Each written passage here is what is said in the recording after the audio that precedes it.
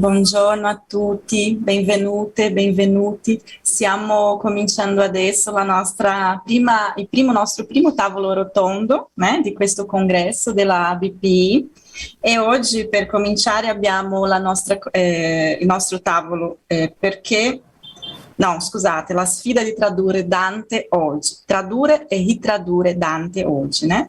E i nostri ospiti di questo tavolo saranno il professor dottore Edoardo Sterzi, docenti di teoria della letteratura all'Unicamp, e lui ha una tesi sulla vita nuova e l'origine della lirica moderna e ha pubblicato nel 2008 Perché le Dante, e oggi lavora come ricerca sulla poesia medievale, né?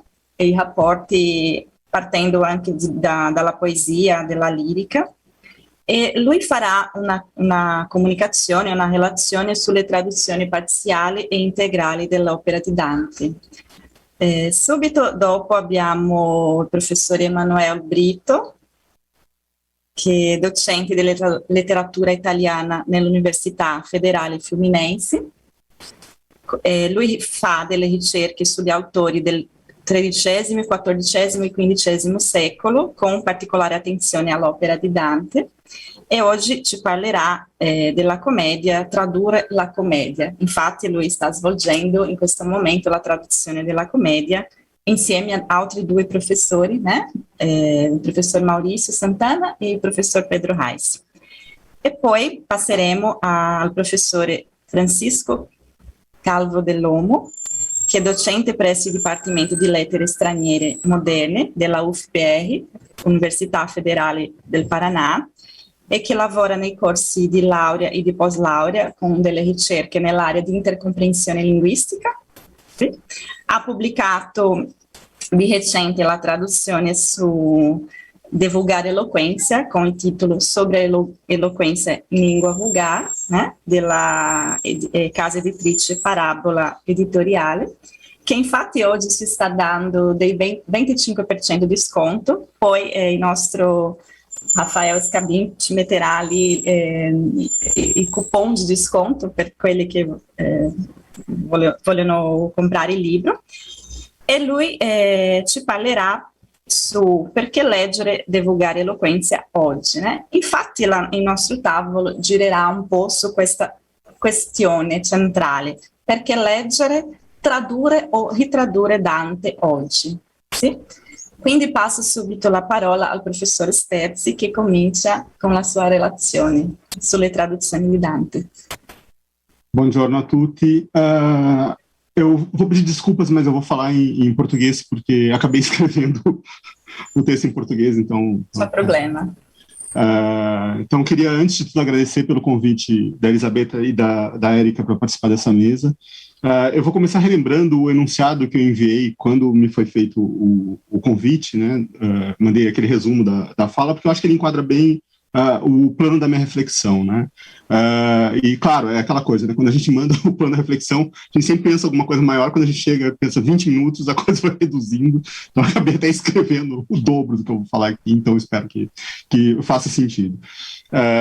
Eu dizia lá, né, que revisitando a história das traduções de Dante para o português do Brasil, desde as primeiras ocorrências no século XIX, é fácil perceber que uma constante são as relações estabelecidas entre traduções parciais e integrais, né? As primeiras servindo muitas vezes de estímulo ou mesmo de fonte para as segundas, né? E aqui eu gostaria de examinar alguns exemplos dessa interação sempre complexa, né? Que muitas vezes chega até quase aos limites do plágio, né? A gente tem, ou seja, trechos inteiros de alguns textos feitos parcialmente acabam aparecendo depois, ou ipsis literis, ou às vezes transformados, né? Nas versões finais, né? Nas versões integrais. E tentar compreender um pouco o que está por trás disso, né? E minha ideia é apresentar a hipótese de que, mais do que pensar tais esforços isoladamente, talvez seja o caso de pensá-los como uma espécie de trabalho coletivo, inevitavelmente disperso, né? Por meio do qual talvez se revele justamente no que esse trabalho tem de problemático a própria ideia de literatura como realização textual da impossibilidade de escolher entre corpos né, e disecta membra, né, ou seja, entre o todo e as partes. Né. Por uma questão de tempo, eu vou me concentrar em algumas relações mais específicas, em vez de tentar fazer um sobrevoo sobre toda a questão, ou antes eu vou fazer um sobrevoo, mas com olhos fixando em alguns pontos singulares, né? Então, acho que esse vai ser o percurso. Então, antes de tudo, eu gostaria de lembrar que a história das traduções de Dante no Brasil começa por versões parciais, né? Essa foi a rotina no século XIX, com as traduções do médico italiano Luigi Vincenzo De Simone, né? Provavelmente a primeira tradução de Dante para a língua portuguesa, com vários trechos da comédia no livro dele que se chama Ramalhete Poético do Parnaso Italiano, que é de 1843, né? É uma tradução que foi estudada pelo Pedro Reis no mestrado dele na USP, né? Tradução parcial também do jesuíta Carlo Candiani, né, do Colégio São Francisco Xavier do Recife, que publicou em 1868 sem assinatura, né? A assinatura a gente sabe que é dele, por uma nota que a gente tem depois, um ensaio de tradução de poetas italianos na língua dos brasileiros.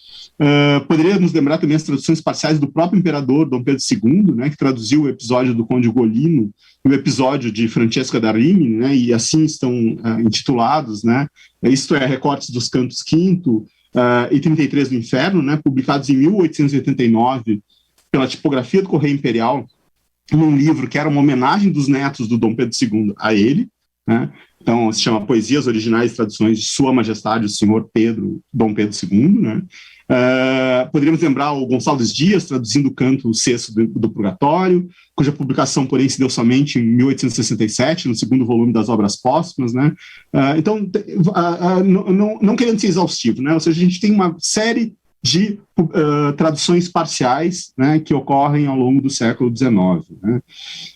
Bom, também no século XIX, né, a primeira tradução integral da comédia que a gente tem para o português foi aquela do Barão da Vila da Barra, né, que é publicada póstumamente em 1888. Né? É uma versão em decassílabos, traz uma introdução do crítico Araripe Júnior, datada de 20 de janeiro de 1888, né? Portanto, até a gente tem duas datas na publicação, 1887 e 1888, mas certamente não é de 87, porque a data do texto do Araripe Júnior é posterior. Né? Bom, mais bem sucedida, né, é a tradução do José Pedro Xavier Pinheiro, que é a segunda integral a sair no Brasil, e o seu português envelheceu menos para a gente, né, do que o do Barão da Vila da Barra, né, o que ajuda a tornar essa tradução ainda hoje legível, né, enquanto a tradução do Barão da Vila da Barra é de leitura por vezes penosa. Né, eu acho que se a gente comparar uma com a outra, é muito mais legível hoje do que a outra. Né. E aqui eu queria me deter um pouco mais, porque é uma história curiosa a respeito dessa segunda comédia brasileira, né, que nos interessa aqui. No livro Dante Alighieri e a Tradição Popular no Brasil, o folclorista Luiz da Câmara Cascudo, né, recorda que a publicação no jornal O Globo, em 25 de dezembro de 74, né, 1874, de uma tradução do Machado de Assis, né, que é uma tradução ótima mesmo para o canto 25 do Inferno, acabou entusiasmando Xavier Pinheiro a tal ponto que ele resolveu traduzir o canto seguinte, né, o 26. Ele era amigo do Machado, né, e aí o Xavier Pinheiro traduziu e mostrou a versão que ele tinha feito do canto 26, né, que é o canto do Ulisses, né, como a gente sabe, e ele foi estimulado pelo Machado a prosseguir o seu trabalho, e foi o que ele fez. Né, ou seja, a tradução nasce dessa comunicação, ou seja, da leitura do texto do Machado e depois dessa conversa em torno das duas traduções. Né. E aí ele acabou publicando em 1875 os 12 primeiros cantos do Inferno, né, que foram publicados em fascículos. Em 1878, acabou saindo todo o Inferno, né, integral do Inferno do Xavier Pinheiro. Né. A tradução integral iria aparecer somente em 1907, em 3 volumes. Né, a segunda edição dela sai em 2 volumes, em 1916 e 1918.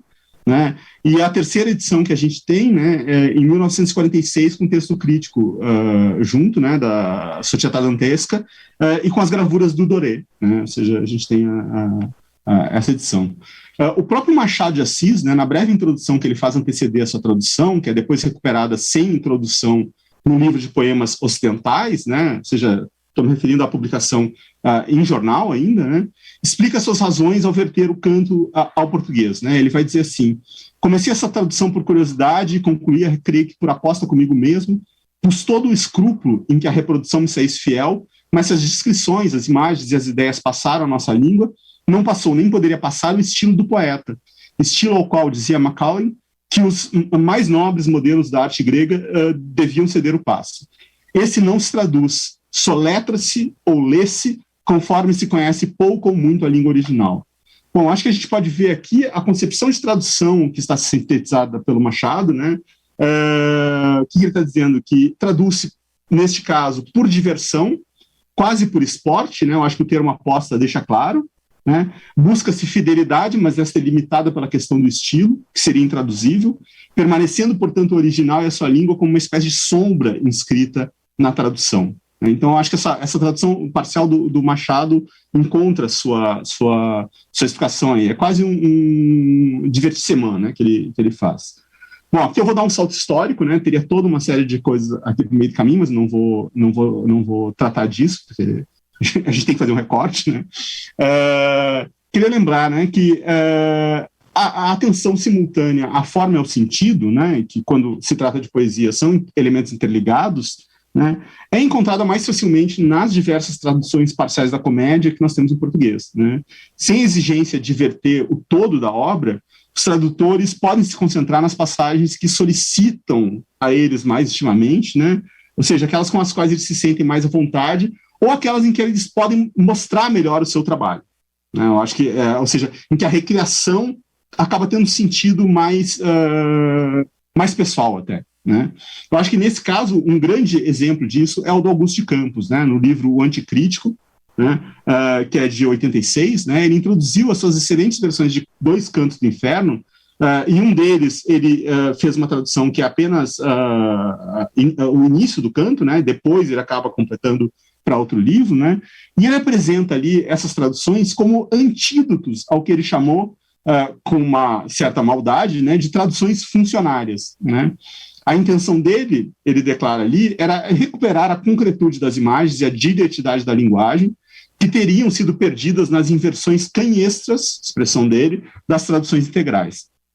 Bom, a gente pode dizer que ele foi muito feliz no intento dele, né? A solução dele para o verso inicial do Inferno e de toda a comédia, eu acho que já é um resumo do trabalho, né? Que ele faz uma tradução que parece ao mesmo tempo a mais óbvia, mas ao mesmo tempo uma que não estava aparecendo antes, no meio do caminho dessa vida, né? Muito mais próxima a um só tempo do Dante e do português moderno do que propostas como Da Nossa Vida em Meio da Jornada, que é a solução de Xavier Pinheiro, A Meio do Caminho desta Vida, do Cristiano Martins, ou A Meio Caminhar de Nossa Vida, do Ítalo Eugênio Mauro, né? Para ficar com algumas traduções integrais, né? Depois, num livro chamado Invenção, que é publicado em 2003, o Augusto de Campos reúne esses dois cantos a outros do Inferno e do Purgatório, né? E a gente pode dizer que a comédia concretista se completa com as traduções do Haroldo de Campos para 6 Cantos do Paradiso, né? Publicadas pela primeira vez num pequeno volume autônomo, né? Que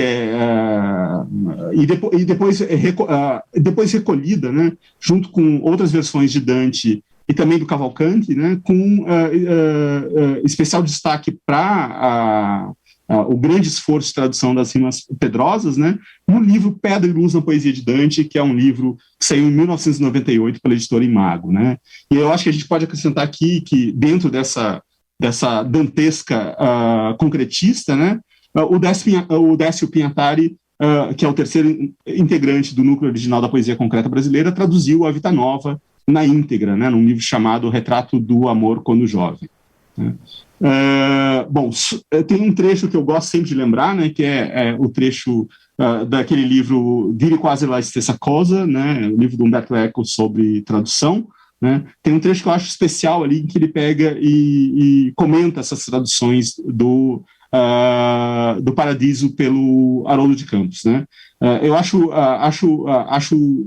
se vocês lembram lá do livro, né, quase na conclusão, né, é quase como se fosse uma súmula do que ele está falando no livro sobre a tradução. Ele encontra esse exemplo no Haroldo de Campos, né? E ele vai dizer assim: é claro que a minha é uma escolha determinada pelo gosto, mas considero altíssimo resultado aquele conseguido por Haroldo de Campos, não por acaso grande poeta brasileiro contemporâneo, nas suas traduções do Paraíso. Cito apenas um exemplo, o início do canto 31. Estou tão convicto da persuasividade dessa tradução que a submeto ao leitor italiano sem recordar o original, porque, creio, ela não só o faz saborear o leitor de língua portuguesa que não o conhece, mas permite reconhecê-lo também quem tem presente o texto italiano. Bom, aqui, se a gente comparar essa consideração com a concepção de tradução que estava lá no Machado, acho que a coisa muda um pouco de figura, né? Então, só para assinalar isso, né? Ou seja, nós teríamos aí algo como uma tradução transparente e autônoma ao mesmo tempo, que leva, ao menos idealmente, era precisamente a premissa da teoria da transcriação do Haroldo de Campos, a uma espécie de esquecimento da sua subordinação original, né? É uma ideia que o Haroldo de Campos vai desenvolver em uma série de textos diferentes, dessa espécie de rasura do original que a gente tem na tradução, né? Mas uma rasura um pouco paradoxal, porque é uma rasura que, na verdade, tornaria mais presente o original do que uma tentativa de fidelidade, para pegar um termo que o irmão dele, Augusto de Campos, usa, funcionária, né? Ou seja, com relação ao original. No período anterior às traduções parciais do Haroldo de Campos e do Augusto de Campos, eu acho que a gente pode destacar, pelo menos, algumas traduções, como a da Henriqueta Lisboa e a do Dante Milano, né? Além da já mencionada tradução do Inferno 25 pelo Machado de Assis. As versões da Henriqueta Lisboa para 14 Cantos do Purgatório se encontram atualmente num livro chamado Poesia Traduzida, né? Que é publicado em 2001 pela editora da UFMG. Né? E no mesmo livro, né, se a gente pensar em Dante, né, há também traduções de 3 sonetos da Vita Nova. Né? Vale recordar que o Haroldo de Campos chegou a dizer, numa entrevista recolhida no livro Céu Acima, né, que considerava a tradução de alguns cantos do Purgatório pela Henriqueta Lisboa a melhor de todas as traduções brasileiras do Dante no Brasil. Né? E, claro, na mesma ocasião, ele acaba destacando entre as integrais a do Xavier Pinheiro e a do Cristiano Martins, né, que eram as que ele destacava no quadro das traduções integrais. Bom, pelo Dante Milano, né, que é um grande poeta também, né, talvez menos conhecido do que merecia, né, nós temos 3 cantos do Inferno, né, que vocês vão encontrar hoje na obra reunida dele, saída em 2004 pela Academia Brasileira de Letras. Então vocês vejam que tem todo um retorno também aí nos final dos anos 90 e início dos anos 2000, dessas traduções parciais que estavam um pouco esquecidas, estavam um pouco perdidas em publicações anteriores. Né? O grande trunfo dessas traduções, eu acho que do Dante Milano, está em que ele soube infundir nessas traduções a limpidez características da própria poesia dele, né? O que acaba transformando muito os cantos do Inferno, né? Ou seja, eles acabam parecendo mais melodiosos do que eles eram no original. Né? E eu acho que aí a gente tem uma operação crítica, né? Eu até me detive um pouco sobre isso em outro lugar, uma operação crítica muito refinada, como se ele desencavasse de sob as rimas ásperas do Inferno algo daquela doçura característica do Dante das líricas juvenis. Né? Então, é uma operação crítica um pouco de ler Dante e reinventar Dante a partir de Dante mesmo, né? E conectando tempos diferentes da obra do Dante, né? Ou seja, é uma musicalidade que vem mais do Dante Stil Novo do que do Dante Infernal, né? E aqui eu gostaria de passar para a tradução do Inferno pelo Jorge Vanderlei, né? Que é de 2004, né?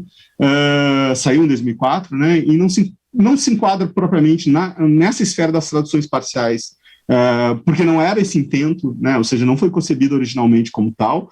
O tradutor tinha a intenção de oferecer aos leitores mais uma comédia integral em português, né? Porém, a sua morte em 1999 acabou interrompendo o projeto e a publicação é póstuma, né?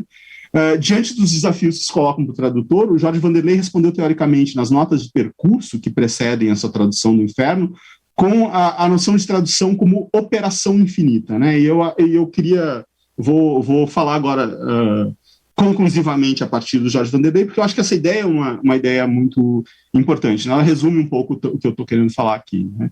Ou seja, essa ideia de tradução como operação infinita, né, insiste sobre o caráter fundamentalmente histórico ou historicizado de cada ato de tradução, né? Mais adiante, né, nas notas ao canto 5º, né, ele esclarece essa noção. Ele vai dizer assim: é um processo sempre em andamento, a tradução de um texto não cessa nunca, precisando de nova empreitada a cada geração, ou mesmo que haja em cada geração muitas propostas. Ai do tradutor que cogitar da tradução definitiva, esta ficção mais imaginosa que a de Pierre Menard, Borges, né, que é o tradutor do Quixote, que acaba traduzindo o Quixote palavra por palavra em espanhol, né, daquele conto famoso do Jorge Luis Borges. Né. Bom, em outros termos, eu diria que é só porque é essencialmente falível que a tradução pode ser infinitamente perfectível também. Né. E isso não se dá só individualmente, mas há todo um processo tradutório que acaba transcendendo cada um dos autores de tradução. Né. Bom, a consciência de que não há como restituir plenamente os vínculos de som e sentido original, ou de que há uma distância, em certa medida, intransponível entre, de um lado, a linguagem e a circunstância histórico-cultural do original, e, de outro, a linguagem da tradução, não deve soar para o tradutor como um impedimento ao seu trabalho, mas deve, sim, levá-lo a pensar e repensar cada passo e a duvidar sempre das soluções que parecem naturais. A gente poderia dizer até, com base nisso, que um tradutor está como que condenado a superinterpretar ou subinterpretar o texto traduzido, né, e o que salva o seu trabalho é saber controlar as inevitáveis perdas e os inevitáveis acréscimos também. Né? Eu acho que é uma concepção que vai muito em direção à concepção do Haroldo de Campos também. Né? E também não escamotear a diferença fundante da tradução. Eu acho que surge daí uma espécie de melancolia da tradução, ou mesmo um ethos trágico da tradução. Né? Nas duas primeiras notas apostas ao primeiro canto do inferno, o Jorge Vanderlei utiliza uma palavra que pode ser vista quase como um conceito. Ele fala em trava. Né? Com essa palavra, trava, ele designa aquele ponto do original tão fundamental ao engendramento da significação que deveria ser preservado a qualquer custo, que mereceria ser transposto o mais literalmente possível, né, que não deveria ser parafraseado sob pena de fazer desmoronar todo o edifício do poema. Mas é interessante que já no primeiro uso da palavra trava, né, essa palavra refere-se a uma expressão nostra vita, no primeiro verso do inferno de toda a comédia, expressão que, para que não se infrinja a métrica estrita do original, né, tem de ser mudada para desta vida. Né, o verso mais do que célebre, nel mezzo del cammino de nostra vita, torna-se no meio do caminho desta vida, que me parece ser a melhor tradução possível em português. Né, e vocês devem lembrar, eu citei agora há pouco, que era já a proposta do Augusto de Campos, né, na tradução parcial que ele fez desse canto. Mas note-se que, por atenção à forma, acaba se perdendo, né, mas talvez essa perda seja inevitável, uma tensão fundamental que é nessa abertura do texto do Dante entre nossa vida, e me ritrovai, ou seja, literalmente me encontrei, né, ou seja, entre nós e eu. Né, uma tensão esta que diz muito da subjetividade, tal como representada pelo Dante, uma subjetividade pressionada sempre pela possibilidade de universalização, né, o sujeito singular em alguma medida como representante de toda a humanidade. Né, a gente pode lembrar que o Gianfranco Contini fala a propósito eu transcendental, né, ele vai falar a propósito do sujeito do poema. Né. Bom, como ultrapassar então o impasse dessa tragédia da tradução, a gente pode falar, né? Talvez transformando os inevitáveis fracassos em ganhos de significação, né? Transformando-os em nova luz lançada sobre o original. Eu acho que isso só é possível se nós compreendermos a tradução não como uma reprodução do significado original, mas como um desdobramento desse significado, sobretudo quando se trata de um grande texto, de um clássico, no sentido menos institucional da palavra, no sentido operativo da palavra, isto é, quando se trata de um texto repleto de sentido. Esse texto costuma ser tão concentrado que ocorre como se nele uma grande parte do significado ou dos significados permanecesse em potência ou latente no original. É por isso que os grandes textos, a comédia, por exemplo, são inesgotáveis, né? Ou seja, cada nova interpretação, cada nova tradução, né? E a gente pode dizer que tradução e interpretação são duas formas de uma mesma categoria de operação sobre o texto, a operação hermenêutica, né? Cada nova interpretação e cada nova tradução desdobra esses significados em potência em significados em ato. E, claro, quando passa da potência ao ato, realiza isso sempre como singularização. Ou seja, por isso que cada tradução vai ser diferente, por mais que se comunique em um ponto ou no outro. Né? Recordando que os procedimentos intertextuais são outra forma de operação hermenêutica, né, que pertence à mesma família da tradução como forma de pôr em ato o significado em potência, eu gostaria de lembrar que o George Steiner, a propósito do canto 26 do Inferno, no qual Dante imagina uma morte para Ulisses, uma morte que não aparece no texto da Odisseia, né? O Steiner vai dizer que Dante é o único moderno, né? E ele usa entre aspas, né? Até James Joyce, a ter aumentado fundamentalmente o alcance do significado homérico, a ter penetrado no coração daquele significado ao acrescentar aquilo que já estava lá. Né? Acrescentar aquilo que já estava lá, eu não consigo imaginar uma melhor definição para a meta que o tradutor deve perseguir. Né? A gente pode dizer que toda boa tradução, toda tradução que se faz com a consciência das dificuldades da tarefa, né, ajuda a iluminar de uma forma ou de outra, o texto original. Né? Eu queria só saber, tem tempo ainda para... Eu acabei não contando o tempo aqui. Sim, pode concluir. 5 minutinhos? Tá. Sim, pode ser. Tá. Eu acho que essa consciência das dificuldades da tradução fica bem marcada nas notas que o Jorge Vanderlei apõe a cada canto, né? E que tem dupla intenção: esclarecer pontos obscuros do original, né? Referências mitológicas, históricas, literárias, religiosas, etc., né? Mas também os fraseados mais complicados, as sintaxes indecidíveis, ele vai chamando a atenção para tudo isso, né? Mas também cotejar as próprias soluções de tradução com traduções alheias, né? Discutindo a adequação de cada uma, a própria e as alheias, né? A passagem traduzida. Quanto a isso, eu acho uma pena que entre as traduções do Inferno a que ele se refere, não esteja, e eu acho muito significativo isso, até sintomático, né? Aquela que o Augusto de Campos fez de 2 cantos fundamentais, né, aos quais eu já me referi, né, que é o primeiro e o quinto. Né. Eu acredito que essa observação não é impertinente, porque embora o Jorge Vanderlei alerte ao início das notas, né, que ele vai restringir o seu cotejo às traduções completas em terça rima, né, e ele cita nominalmente o Xavier Pinheiro, o Cristiano Martins e o Vasco Graça Moura, poeta português, né, não é bem o que acontece. Mais de uma vez, por exemplo, ele cita a tradução em prosa do Hernani Donato, assim como a tradução do canto 25 do Inferno pelo Machado de Assis.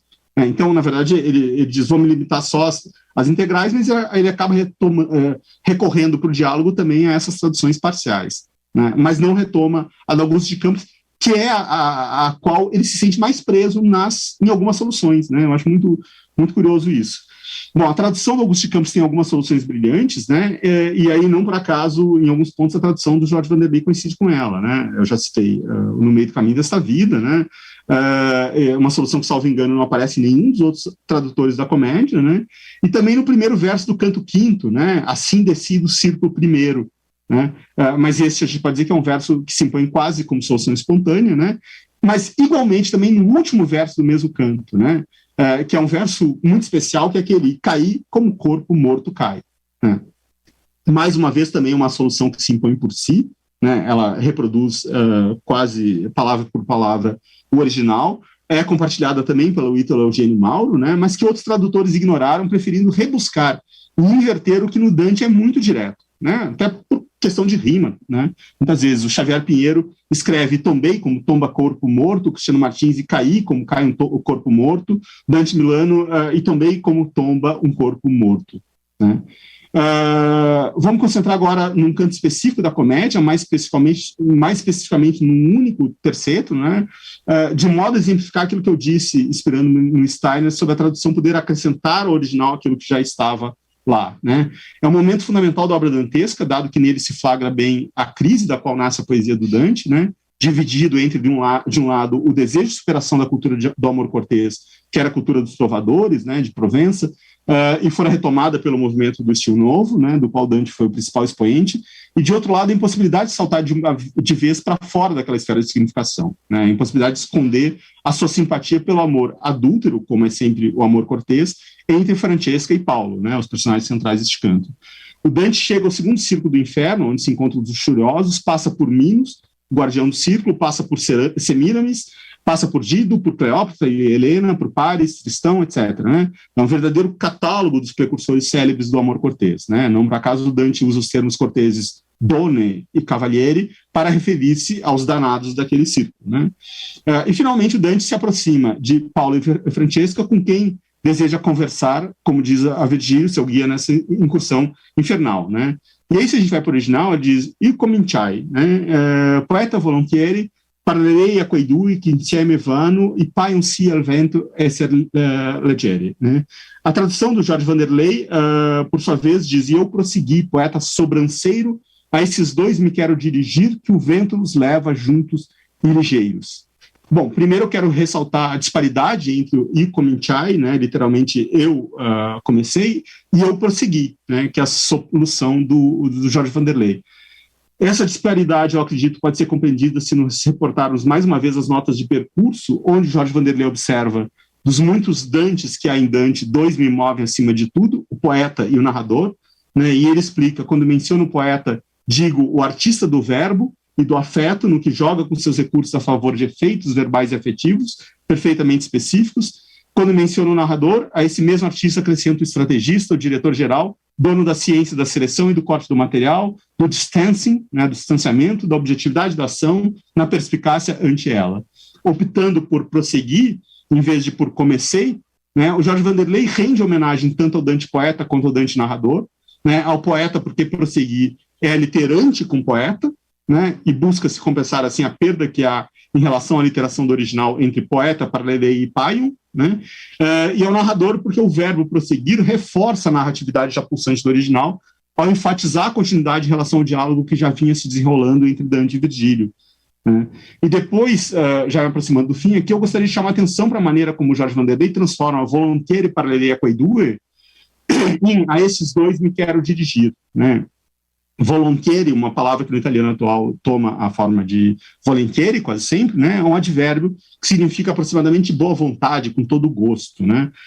Na tradução, o desejo de falar com um casal de amantes é expresso com maior ênfase, né, pelo verbo, em vez de pelo advérbio, me quero dirigir, né, e a colocação proclítica do pronome, segundo a sintaxe culta, me quero dirigir, né, em vez de quero dirigir-me, né, como usualmente se diria no português brasileiro contemporâneo, ressalta o me, isto é, o eu, ali onde ele era discreto. Né. Desta forma, eu acho que sublinha a simpatia de Dante em relação ao casal, né, e acentua-se a tensão entre aquela vontade de superar o amor cortês e a impossibilidade de superá-lo plenamente, que é a dominante do canto quinto. Né. E, por fim, eu gostaria de destacar o modo como Jorge Vanderlei comprime o final do segundo verso e todo o terceiro verso da tercina num único verso, né, que insieme vanno e paion si al vento esser leggere, que vira que o vento os leva juntos e ligeiros. Né. Literalmente, o original dizia que juntos vão e parecem assim ao vento ser leves. Por causa da rima, perdeu-se a leveza, a qual se trocou pela ligeireza, né? De qualquer modo, a palavra tem ambos os sentidos, né? De leve e de ligeiro no italiano, né? Mas me parece que Dante estava evidentemente optando pelo sentido de leve, né? Pois se trata de ser levado pelo vento, né? Mas há um acréscimo de significação interessante na tradução, retirando-se o verbo parere, né? O paion, parece, e convertendo o vento em sujeito, é o veículo responsável por conduzir os amantes em sua leveza ou ligeireza, a imagem torna-se mais concreta, né? O que não entra em conflito, pelo contrário, com a imagética dantesca como um todo. Antes, ressalta o funcionamento dessa imagética, que sempre opta pelo concreto e pela imagem em movimento. Né? Então, encerro por aqui, né? Acho que a gente pode conversar um pouco mais depois. Grazie Edoardo, grazie delle bellissime considerazioni sul bel panorama che hai fatto delle traduzioni di Dante in Brasile, né? E adesso passiamo al compito duro di questi nostri traduttori di illuminare ancora, né, la traduzione e l'opera di Dante in Brasile. Quindi Emanuele che ci parla adesso di tradurre la commedia di questa operazione che lui insieme ad altri sta svolgendo, né? Emanuele, per favore. Ecco, adesso mi sentite. Grazie Erika, grazie a tutti dell'organizzazione del convegno, Elisabetta soprattutto per l'invito. Eu vou seguir na linha do Eduardo, vou falar em português porque eu acabei redigindo o meu texto também em português. E queria, primeiro de tudo, né, a Erika já fez menção ao trabalho que eu venho desenvolvendo nos últimos anos, com os parceiros, amigos, Maurício Santana Dias e Pedro Faleiros Reis, de traduzir a comédia integralmente, né? E que agora já foi para a gráfica, inclusive já não está mais na nossa mão, a tradução do Inferno. Deve estar disponível aí já nas próximas semanas. Então, fazendo menção aos meus dois parceiros de empreitada, né, eu quero deixar claro também que muito do que eu vou apresentar aqui hoje é fruto das reflexões conjuntas, né, desse nosso trabalho de semanas, nosso trabalho semanal, praticamente 2 a 3 vezes por semana, que a gente se encontra virtualmente, né, porque eu estou no Rio, Maurício em São Paulo e o Pedro em Florianópolis, para traduzir, para discutir, para revisar, para conversar sobre esse nosso trabalho. Então, muito do que eu vou apresentar aqui é reflexão de nós três, apesar o texto ter sido redigido por mim, né? Eu vou, para sintetizar um pouco o que eu vou falar, eu vou começar falando um pouco da língua do Dante, de alguns problemas que essa língua apresenta para a tradução, e no final eu vou trazer um exemplo para ilustrar um pouco essa nossa oficina, né, onde a gente trabalha a palavra, né, do Dante.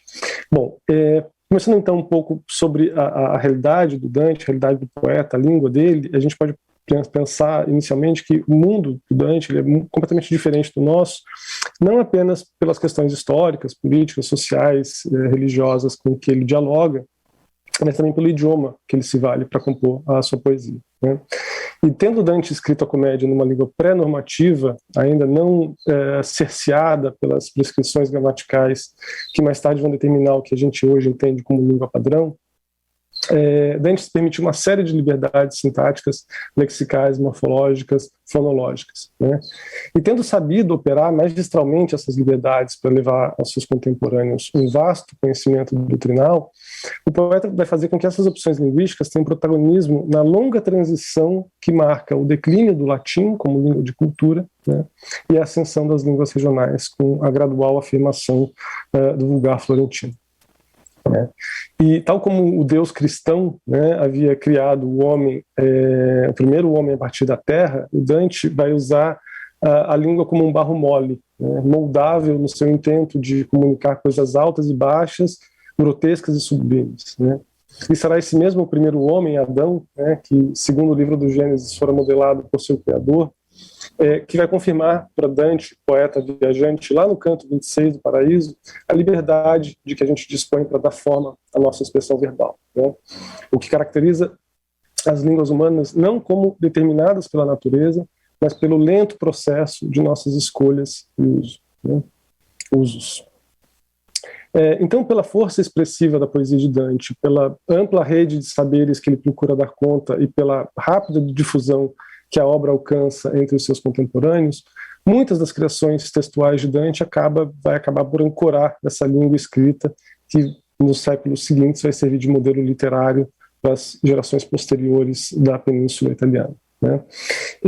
E sabemos que a obra de Dante não está sozinha nessa ancoragem, está muito bem acompanhado de outros grandes autores, como Petrarca e Boccaccio, para dizer o mínimo, né? Bom, a preocupação do Dante em difundir poesia e conhecimento numa língua acessível aos não literatos vem dos literatos da sua época, vem de obras anteriores da comédia, né? Principalmente O Convívio, que foi escrito no vulgar florentino, com o qual ele vai ser um dos precursores a apresentar saber filosófico às pessoas que não liam latim, e depois com o De Vulgare Eloquentia, que é onde ele apresenta essa novidade, né, sobre a eloquência em vulgar, ou na tradução do Francisco, sobre a eloquência em língua vulgar, né, a tradução do Francisco, que ele vai falar um pouco depois para a gente também. E vai ser lá que Dante, né, assume a defesa do vulgar perante os eruditos da sua época, né.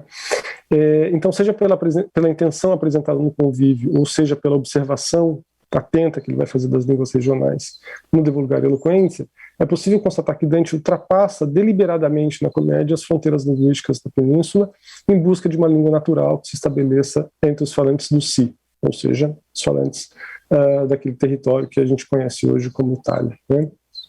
E não é à toa que em séculos mais recentes, por exemplo, o poeta tenha sido alçado por movimentos nacionalistas como um símbolo daquela pátria que eles buscavam afirmar, né? Sendo visto Dante, então, a partir desse momento, como um romântico e idealizado pai da língua italiana, né?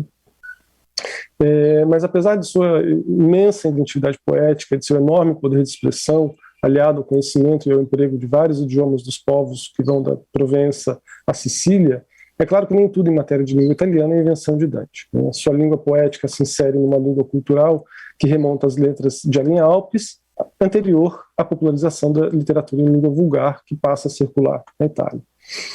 A transmissão oral e manuscrita da produção literária feita na França, poucos séculos antes, se impôs como modelo de formas poéticas em outras partes da Europa, né? E No meu caso, por exemplo, da poesia trovadoresca portuguesa.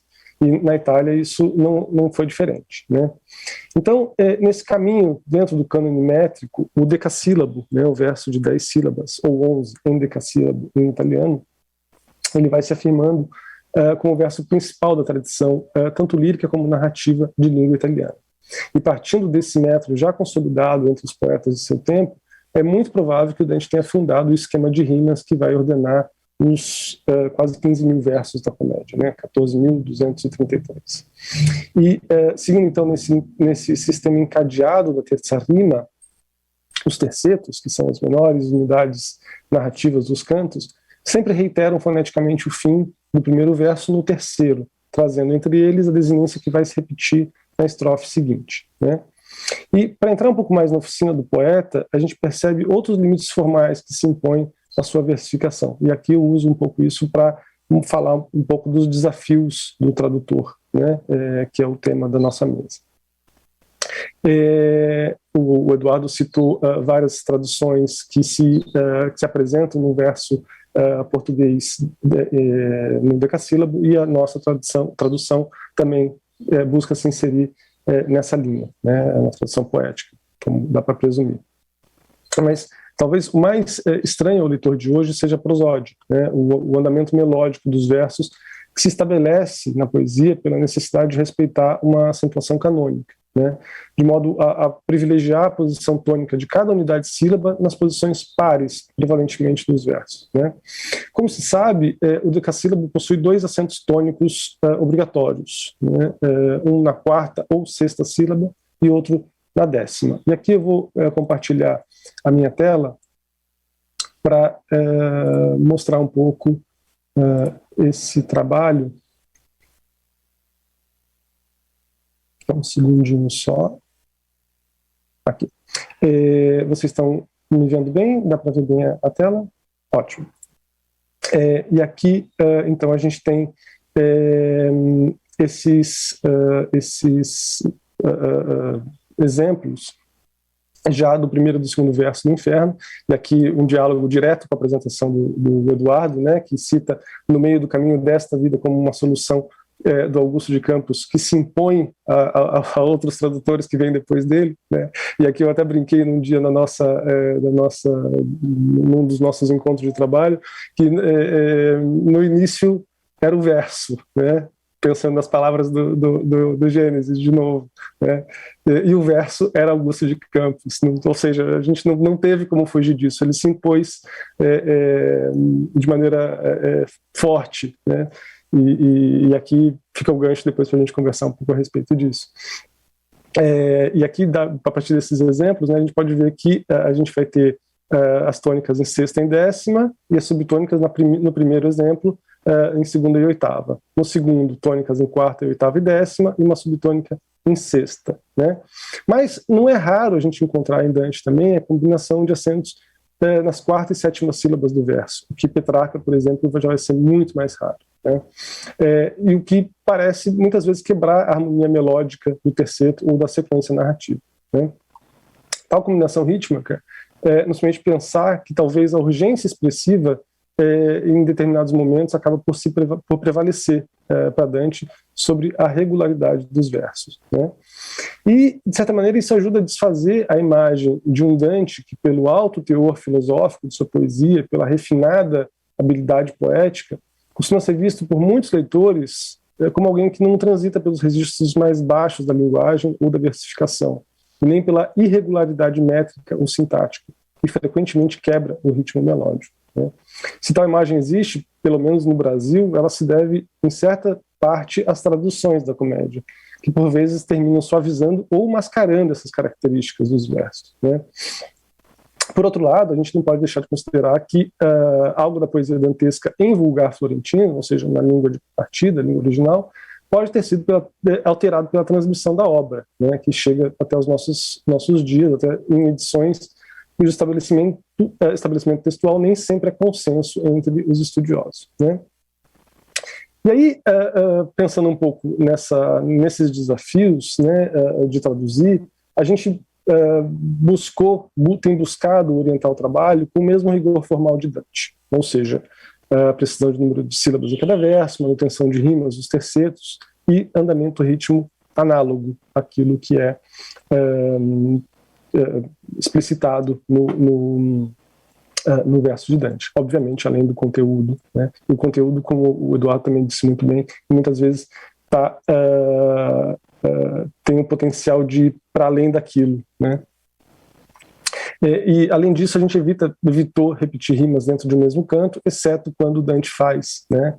E também, como Dante, a gente lança mão de recursos métricos para aglutinar sílabas. Aqui eu trago mais alguns exemplos, usando encontros vocálicos tanto dentro de uma mesma palavra, né, como as sinéreses, como nesse exemplo, aonde, lido apenas com duas sílabas, quanto entre palavras, né, são as sinalefas, como em cadum, aqui lido com duas sílabas, e não cada um, como seria numa prosódia da prosa, né, o andamento da prosa. Ou até mesmo para dividir as sílabas, seja separando encontros vocálicos dentro das palavras, as diéreses, né, e aqui como em Moisés, lido com 3 sílabas, como o próprio Dante faz em vários momentos, seja entre palavras, as dialefas, como em eu, lido prevalentemente em Dante com 2 sílabas, né, e não eu, como a gente teria também uma tendência a fazer. Esse último exemplo, com o pronome eu, que abre tantos dos tercetos dos poemas, e são muitos mesmo, né? E que no poema parece denotar uma afirmação de uma subjetividade poética, né? Destacando esse eu, não aglutinando com o e, não podia deixar de se impor também na tradução. E, obviamente, aqui a gente repete a estratégia poética de Dante, né? Além disso, a gente procura manter as marcas arcaizantes, formas típicas da fala oral ou popular, latinismos, neologismos, figuras de linguagem centrais da poética do Dante, o símile, a literação, o hipérbato, etc., né? E além de reescrever inúmeras idiosincrasias e jogos alusivos que o poeta estabelece com a tradição, né? No nosso caso, a gente tem a vantagem de poder se valer também de um repertório poético musical do nosso tempo, além do tempo do Dante, né? E aqui fica a provocação para quem depois for ler essa tradução, de identificar possíveis contemporâneos, modernos, salpicados ali no meio dos versos dantescos, assim como Dante também fazia com os seus as suas grandes fontes, né? Bom, eu trouxe um exemplo para ilustrar um pouco do nosso trabalho e o debate também, né, sobre os desafios e escolhas que se impõem à tradução, e o exemplo é esse que se refere aos versos iniciais do canto 9, que é um passo cuja sintaxe permite mais de uma organização e até mesmo mais de uma interpretação, né?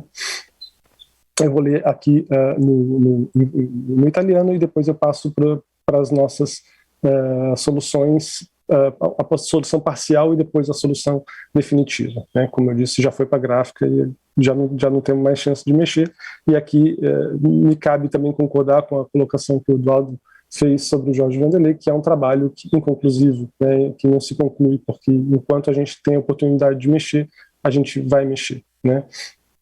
Nesse passo já não dá mais, né?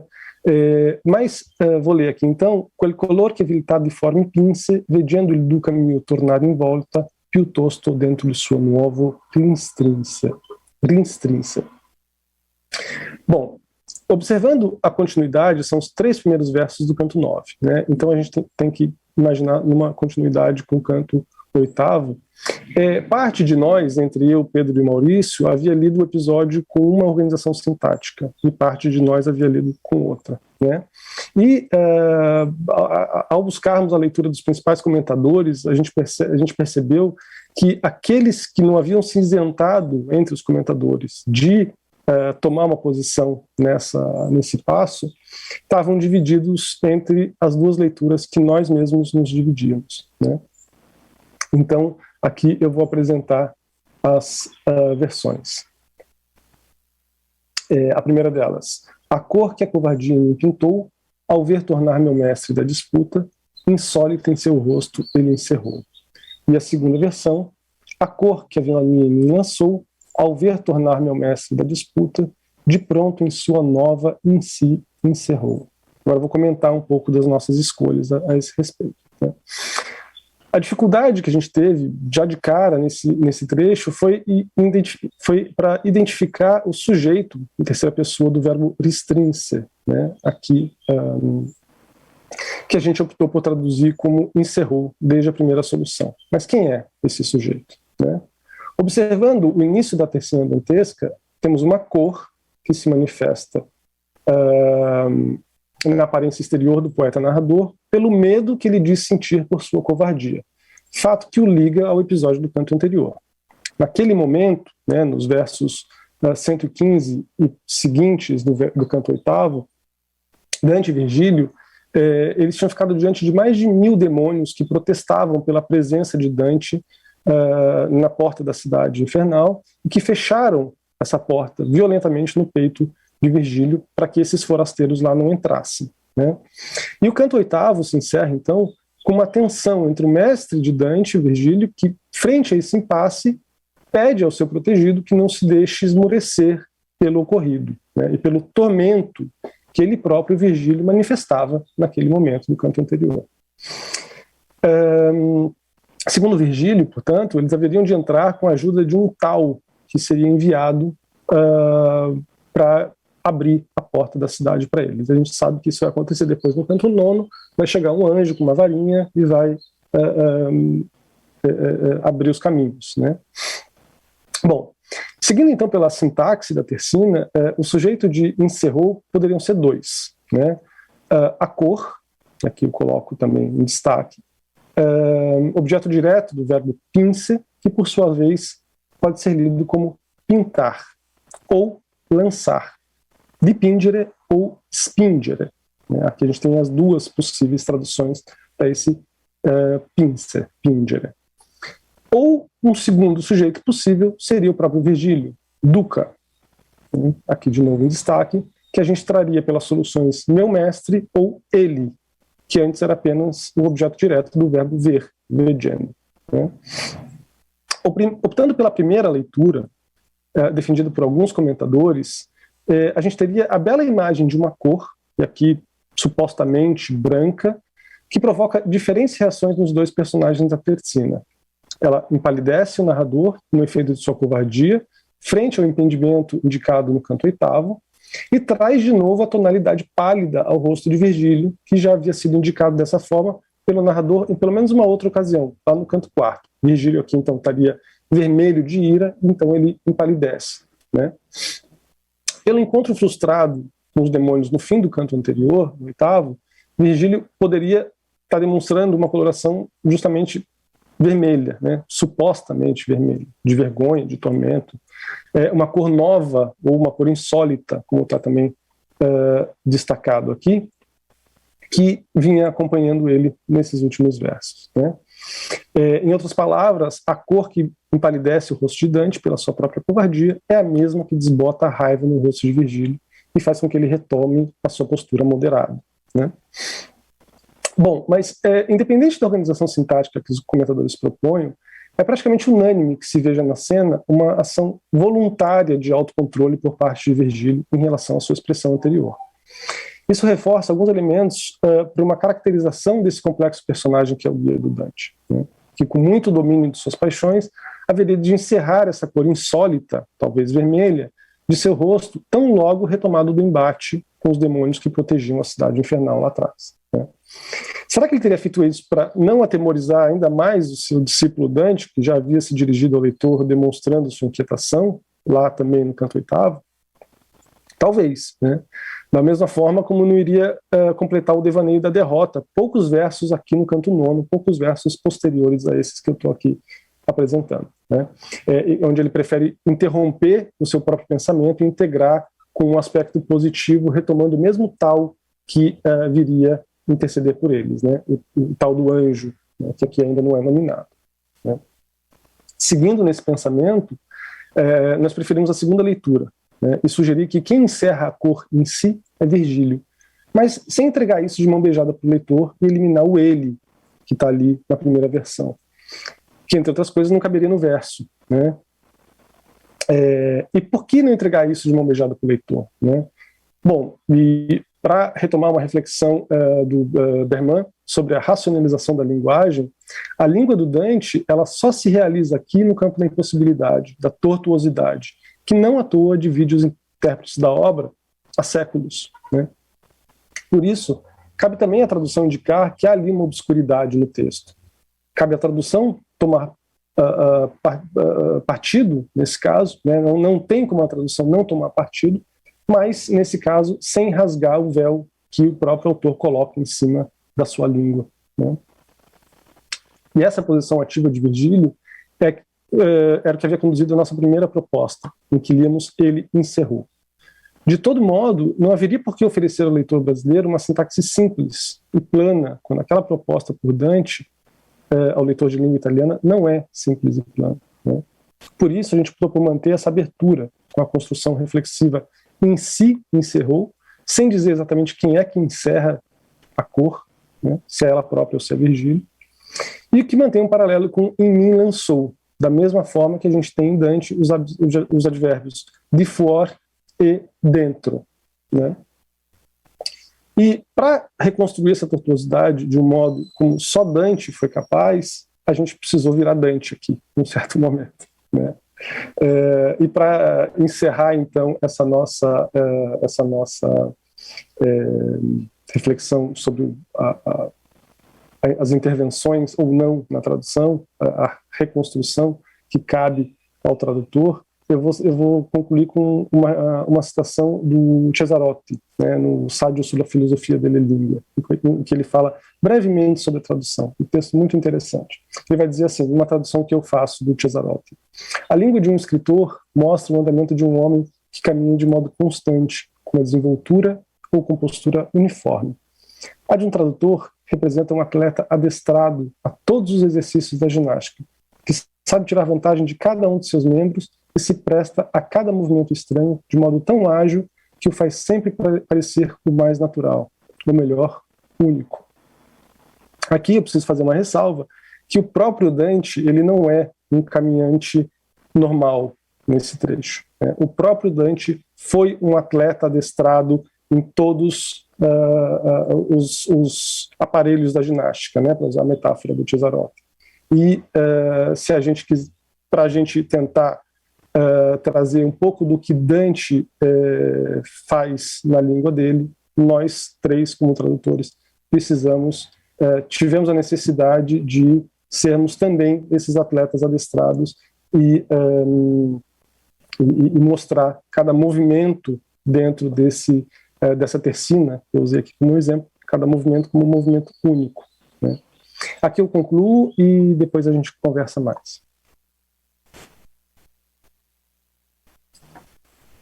Grazie Emanuele, grazie delle considerazioni, complimenti per il bel lavoro, anche difficile, né? Veramente una sfida, e grazie di farci vedere questo lavoro, né, in questo momento. Bene, passo la parola a Francisco che ci parlerà adesso della sua traduzione, del Vulgare Eloquenza, e anche poi facciamo una discussione su tutto il lavoro ok? Francisco. Ok, buongiorno a tutte, buongiorno a tutti e grazie Erika, grazie Elisabetta per l'invito e anche per poter parlare, per poter darci questo spazio per parlare di Dante e della traduzione. Grazie anche ai nostri colleghi Edoardo e Emanuele che hanno parlato prima di me. Come hanno fatto loro, anch'io parlerò in portoghese, considerando che esiste uno spazio di intercomprensione tra l'italiano e il portoghese e che quindi comunque saranno due lingue porose, aperte una all'altra e alla comprensione mutua, ma soprattutto pensando al nostro pubblico che credo siano i nostri studenti, le nostre studentesse del dottorato, do mestrado e também da graduação. Então, farei a minha intervenção em português. Bem, em primeiro lugar, eu gostaria de falar um pouco sobre o processo de produção de Divulgar Eloquência, o processo de escrita de Dante, ligado à sua vida, ao momento pelos quais ele foi atravessando e sobre a difusão desse texto. Eu gostaria de começar por aí, porque é um texto que talvez não tenha tido a mesma difusão que a comédia ou até a Vida Nova dentro do panorama dos estudos da linguagem, dos estudos literários e dos estudos da tradução, não apenas no Brasil, mas também de forma geral, mas principalmente no Brasil ao mesmo tempo, né? Então, bem, Divulgar Eloquência, que é o texto que eu traduzi no ano passado, durante o primeiro confinamento, a pandemia é um momento bastante complicado para todo mundo, né? É um texto que ele começa a escrever no início do seu exílio. Então, devemos pensar nos primeiros anos do século XIV, então 1304, 1305, no qual ele tem sido expulso de Firenze, da sua cidade, de Florença, sob ameaça de morte, tem perdido todos os seus bens, o seu status político, e tem que ir, de certa forma, peregrinando e mendigando quase a estadia em casa de diferentes famílias nobres do norte da Itália, dos diferentes estados que existiam no que hoje é o norte da Itália. Provavelmente, ele imaginou esse projeto como um projeto dividido em 4 partes, em 4 livros, dos quais chegou até nós, porque foi interrompido apenas os 2 primeiros livros. De fato, ele interrompeu a escrita, a redação de Divulgar Eloquência de forma muito abrupta, lá no meio de uma frase do capítulo 14 do segundo livro. Então, por que ele interrompeu essa produção dessa obra e nunca mais retomou? Provavelmente porque ele teve interesse em escrever, em começar a redigir um outro projeto literário que tomou toda a sua atenção e que foi, podemos afirmar, a Divina Comédia, pelo qual talvez se ele tivesse terminado de redigir Divulgar Eloquência ou Il Convívio, não teríamos a Divina Comédia. Enfim, são especulações que podemos fazer. Bem, então, a produção de Divulgar Eloquência ocuparia os primeiros anos do exílio. É um texto que vai deixar abandonado o próprio Dante e nunca mais vai retomar, lá quase, digamos, no final do segundo livro. Então, acredito que a gente tem a metade da obra e fica por aí, né? Depois ele vai falecer, agora se cumprem 700 anos do seu falecimento, ou talvez do seu passamento, já que continua estando presente, e essa mesa é a melhor prova disso, e ficou por aí. O texto vai ser retomado no final do século XV, então quase 200 anos depois do seu falecimento, quase, por Gian Giorgio Ticino, que vai fazer uma tradução para o italiano. É importante dizer que durante um tempo vai estar em discussão a autoria de Divulgar Eloquência. Então, sobre a autoria de Divulgar Eloquência, em algum momento da tradição filológica das obras de Dante, vai ser colocado em disputa se era da autoria de Dante ou se não era da autoria de Dante. De qualquer forma, Gian Giorgio Ticino, como estava falando, publica a tradução que ele faz do texto para o italiano, já que convém lembrar que o texto está redigido em latim. Publica então essa tradução para o italiano em 1529. Prova também da escassa tradição que esse texto teve em comparação com os textos mais canônicos de Dante, como é a Comédia e a Vita Nova, é até a própria tradição manuscrita, que é um fator também importante para ser considerado. Então, Divulgar Eloquência é transmitido através de 5 manuscritos, mas esses 5 manuscritos poderiam ser resumidos em 3. Então, tem 3 manuscritos fontes.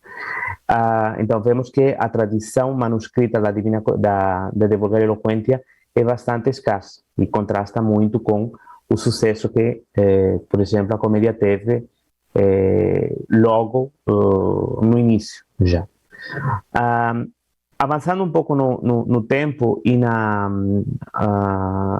difusão de Divulgar Eloquência, passamos para Jacopo Corbinelli, que vai ser uma outra figura importante na transmissão de Vulgar Eloquente, já que ele retoma a tradução para o italiano, retoma os manuscritos, de fato o manuscrito que ele utilizou para fazer a edição Princeps, a edição impressa, a primeira edição impressa, ele anotou, então vemos através das anotações que ele fez no manuscrito que ele realmente estudou esse manuscrito, e este Giacomo Corbinelli, que também, como Dante, é um exilado de Florença, então tem alguns paralelismos, talvez, entre a vida dos dois, publica em Paris a primeira edição impressa, ou seja, a edição Princeps de Vulgar Eloquente. A partir desse momento também a difusão o texto vai ter uma difusão maior e no século XIX o filólogo lombardo Pio Reina vai publicar uma edição crítica filológica no ano de 1896 e nesse momento já ficaria consagrado dentro das obras de Dante, né? Hoje em dia ninguém coloca em discussão a presença de Vulgar Eloquente dentro da produção literária de Dante. Certamente, como têm colocado os colegas, no século XIX, as ideias que Dante expressou em relação à linguagem em De Vulgare Eloquentia vão ser usadas como uma interpretação da questão da língua e vinculadas ao momento da unidade da Itália e a necessidade de escolher uma língua nacional com as finalidades que isso teria dentro do Estado-nação que se estava constituindo, também desde uma perspectiva napoleônica do Estado-nação. Bem, tracei até aqui, então, de forma muito rápida, a sorte do texto através dos séculos. Temos, então, algo que é bastante fragmentário, mas no final do século XIX está bem estabelecido e editado. A partir daí também vão existir diferentes traduções para diferentes línguas modernas, para o alemão, para o inglês, para o espanhol, inclusive também para o português, mas mesmo assim é um texto que não tem circulado tanto quanto outros textos de Dante. Isso aqui também até pode ser uma questão que pode ficar aberta para o momento do debate, vocês podem não concordar comigo e conversar mais a respeito disso. Mas eu defendo que não teve a mesma difusão do que outros textos de Dante, principalmente, de novo, a comédia, a Vita Nova. No momento que eu li esse texto, bom, porque eu cheguei até esse texto também, eu fiz o meu doutorado no estudo da tradução, mas depois, nos últimos anos, eu não tenho trabalhado tanto com tradução, mas com formação de professores, com ensino de línguas românicas, que é a minha área de atuação no momento. E dentro dessa área, no livro primeiro, né, Dante faz aquela primeira classificação das línguas românicas, agora vou falar mais um pouquinho a respeito, que é um trecho muito citado dentro da área das línguas românicas, do estudo das línguas românicas, que Dante seria uma espécie de filólogo românico avant la lettre, né, o primeiro que faz uma classificação, mas esse trecho muito citado em manuais do tipo, mas não tanto lido, nem é tão acessível. Então, eu pessoalmente cheguei nesse texto no interesse de traduzir De Vulgare Eloquentia por ter eu mesmo citado esse trecho, no qual Dante faz uma classificação das línguas românicas, mas sem ter chegado até a fonte. Então, talvez eu fui um pouco desleixado e ir até a fonte e querer traduzir De Vulgare Eloquentia foi a minha forma de me redimir também enquanto tradutor e quanto pesquisador. Então, digamos que não haveria uma tradição comparável com outros textos dantescos. Bom, então, se não teve tanta tradução, por que pode ser interessante ler De Vulgare Eloquentia? Por que isso pode trazer para o panorama atual dos estudos da linguagem, entendido de forma ampla? No final das contas, a gente está nas línguas humanas e as línguas humanas me parece que não devem ter uma função técnica de fechar as coisas em gavetas, mas ter sempre uma visão ampla e abrangente. Então, entendendo os estudos da linguagem enquanto área abrangente na qual estariam contemplados os estudos linguísticos, os estudos literários e, com certeza, também os estudos da tradução, o que De Vulgare Eloquentia pode trazer para esse nosso panorama, que é o nosso lugar de enunciação, né? No final das contas, todas aqui e todos aqui estamos na universidade e estamos nessa área, traçando diferentes diálogos. E aqui, então, passo um pouco para a segunda parte da minha apresentação, com alguns slides muito simples que eu trouxe, que eu vou compartilhar aqui.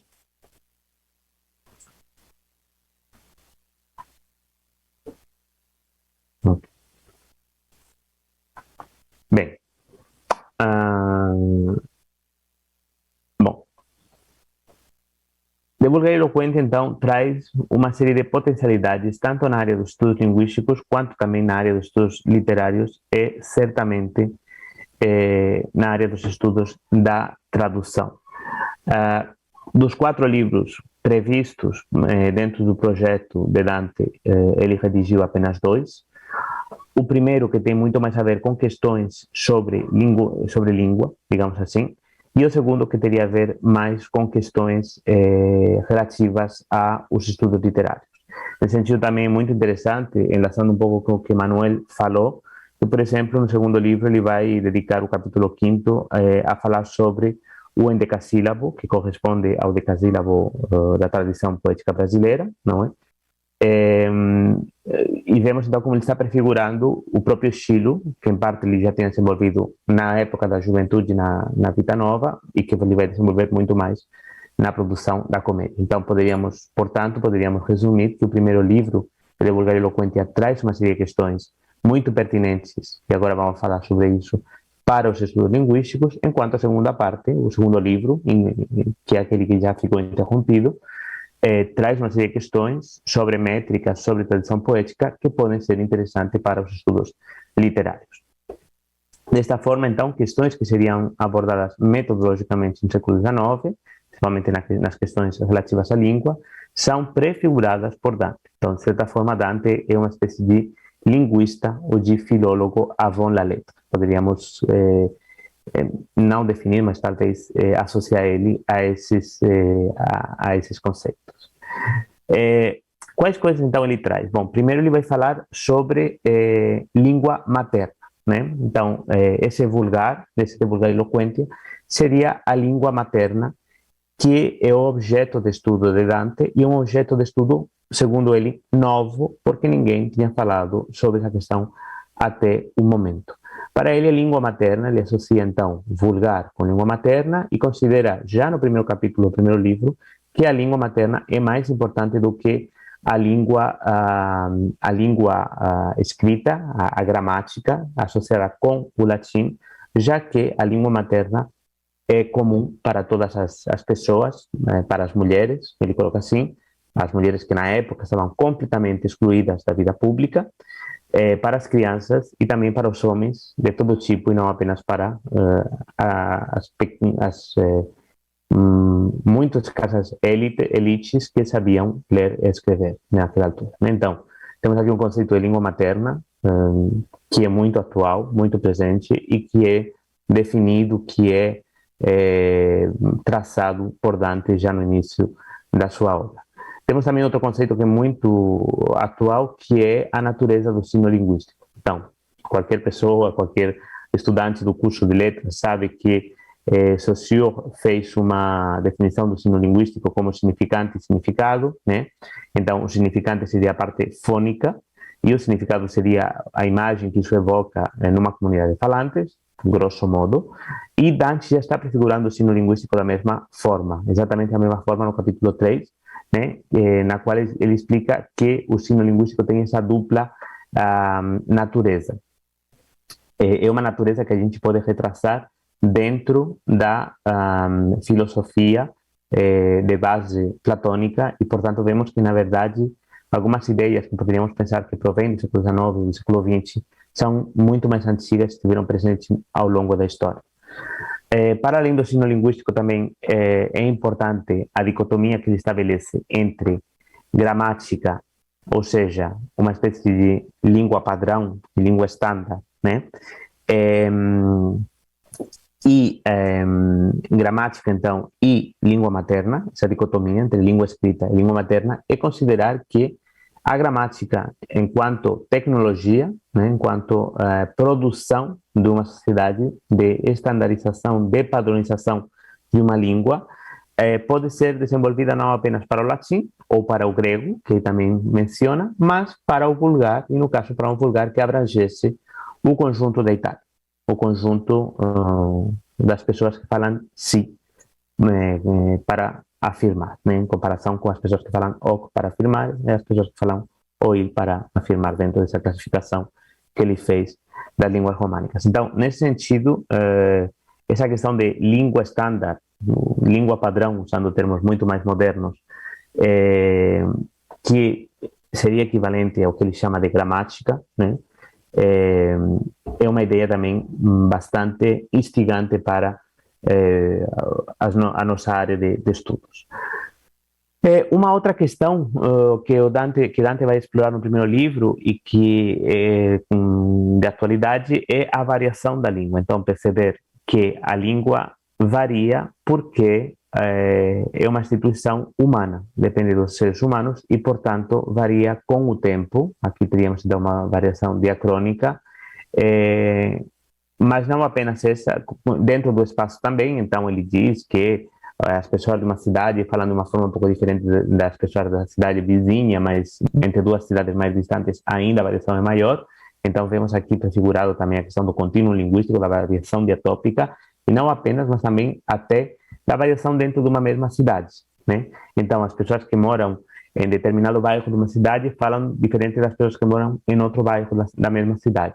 Então, aqui estamos vendo quase prefigurado a variação, a sociolinguística, que oficialmente, né, teria se originado a partir da segunda década, da segunda metade do século XX e dos trabalhos de Lavaux. Então, vemos que todas essas questões que Dante traz a partir do seu pensamento humanista do início do século XIV, permeiam, estão presentes e permitem enxergar os estudos da linguagem atuais com uma luz diferente, sob uma luz diferente. E, nesse sentido, De Vulgare Eloquentia pode ser entendido como um clássico que nos ajuda a ver o presente com uma nova luz. Passando para o segundo livro também, Dante vai fazer toda uma explanação sobre a tradição poética em língua românica que estava se formando a partir da lírica dos trovadores, que, como sabemos, ele admirava profundamente. Os únicos versos da comédia que não estão escritos em italiano são os que ele atribui a Arnaud Daniel e estão em occitano, então sabemos que é uma tradição que ele admirava profundamente, e ele passa a revista, né, os diferentes autores que ele conhecia, tanto os autores clássicos quanto autores principalmente occitanos, e também a geração, a lírica também da escola siciliana, e por último, né, os primeiros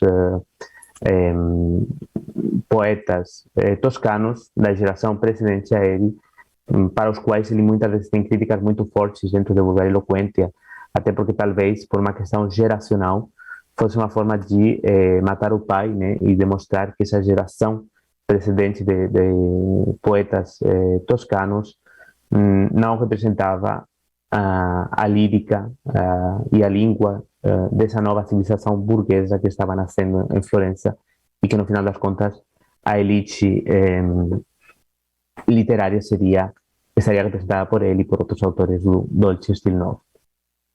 Para além disso, ele também vai considerar quais são as formas mais adequadas para a composição, quais são os versos mais adequados para a composição, até entra também numa série de comentários sobre o léxico mais adequado, né, no qual ele mistura questões fonéticas junto com questões conceituais. Então, por exemplo, seria preferível usar a palavra donna, porque donna, obviamente, tem a ver com a mulher enquanto a senhora, né, enquanto mulher burguesa dentro dessas elites florentinas, enquanto a palavra fêmea não seria adequada porque teria a ver muito mais com uma mulher sem status, né, quase uma fêmea. Então, vemos aqui como tem uma série de considerações bastante, eu diria, até subjetivas sobre o léxico que deveria ser mais adequado para esse vulgar ilustre que ele queria imaginar.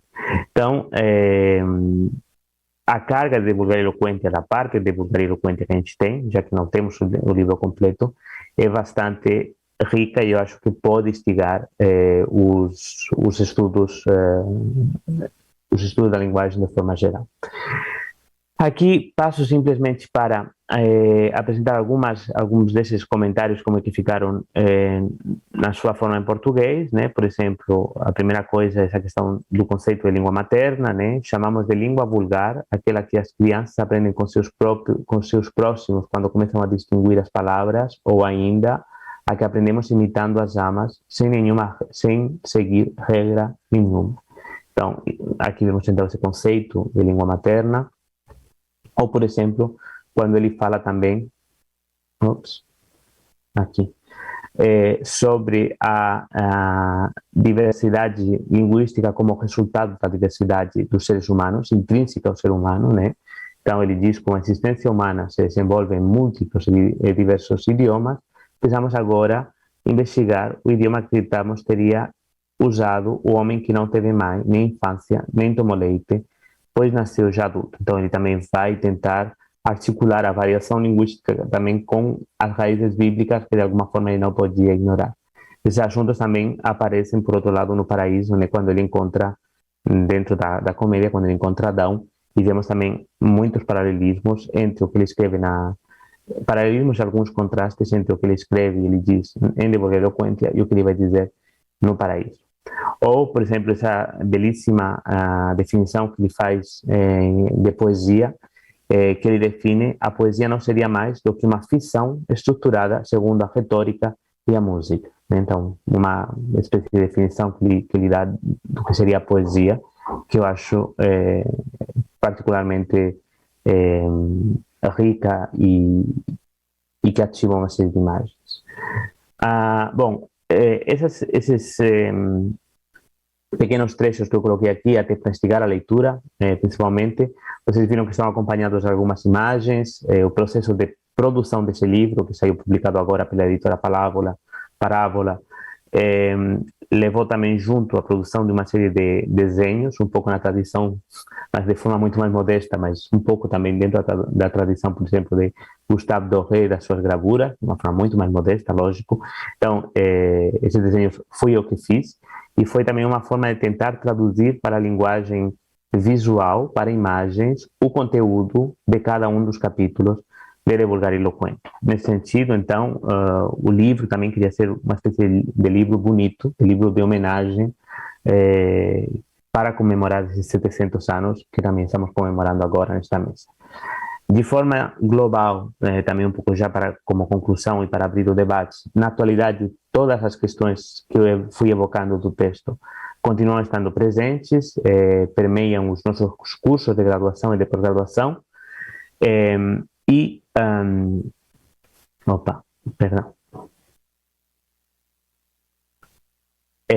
pós-graduação em Ciências da Linguagem, nas nossas universidades, e fazem essa leitura necessária e pertinente, verdadeira fonte de consulta para as nossas pesquisas.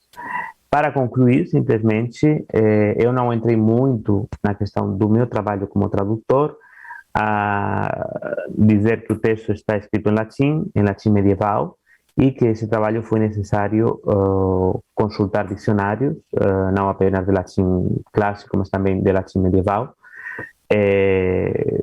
Felizmente a gente tem à disposição vários dicionários online de grande qualidade, muitas vezes publicados por universidades principalmente inglesas. A possibilidade de triangular, de consultar a tradição de tradução de Vulgar e Eloquente também foi de grande ajuda. Então, eu particularmente consultei uma edição em italiano, uma edição em espanhol e uma edição em inglês, que permitiu triangular um pouco o texto e resolver alguns problemas e algumas escolhas que eu precisava fazer. Dentro do meu projeto de tradução, o que eu mais prezava era a sua circulação, que eu espero que esse texto tenha agora entre os nossos estudantes. Então, de certa forma, aproximar o texto na medida do possível aos nossos estudantes, deixando também um texto bifronte, então tem a tradução em português junto com o original em latim, para as pessoas que ou tenham interesse em consultar o original em latim ou até queiram um pouco se divertir vendo até que ponto esse latim de Dante é transparente. E espero não ter esquecido nada de muito importante. Eu acho que eu ocupei o tempo que estava reservado para mim e eu comecei falando sobre a tradição de difusão dessa obra específica de Dante ao longo dos séculos. Eu espero que essa tradução, que agora está à disposição, junto também com o imenso trabalho que está sendo desenvolvido pelos colegas com os quais eu tenho a honra de compartilhar essa mesa, permitam que essa difusão da obra de Dante, essa tradição da obra de Dante no espaço acadêmico da língua portuguesa e do Brasil continue por mais, pelo menos, 700 anos. Grazie Francisco della presentazione, complimenti per la traduzione, per le illustrazioni che sono veramente belle. E adesso apro quindi per il dibattito, e chiedo anche al pubblico se avete delle domande potete mettere sulla chat. Io ho qualche domanda per cominciare, per proporre una discussione, però mentre Edoardo parlava un po' delle traduzioni mi è venuta come curiosità. Edoardo, qual è la sua traduzione preferita, se ti posso chiedere? É muito difícil de responder essa pergunta, porque eu acho que muda para mim também, dependendo da ocasião, dependendo do uso. É uma pergunta que volta e meia surge quando em aula, surge muito isso, né? Eu lembro que vários cursos que eu já dei sobre Dante, volta e meia alguém me pergunta isso. E eu acho que há medidas diferentes para a gente avaliar cada tradução, né? Isso eu vou notando. Por exemplo, se trata da questão da restituição poética, né, de como o verso é traduzido, muitas vezes eu prefiro, seja do Xavier Pinheiro, com toda a questão, sabendo que é uma tradução, frisando sempre que é uma tradução, como todas as traduções historicizadas, ou seja, a gente localiza ela em um determinado momento no tempo, mas acho que o manejo do verso dele é interessante.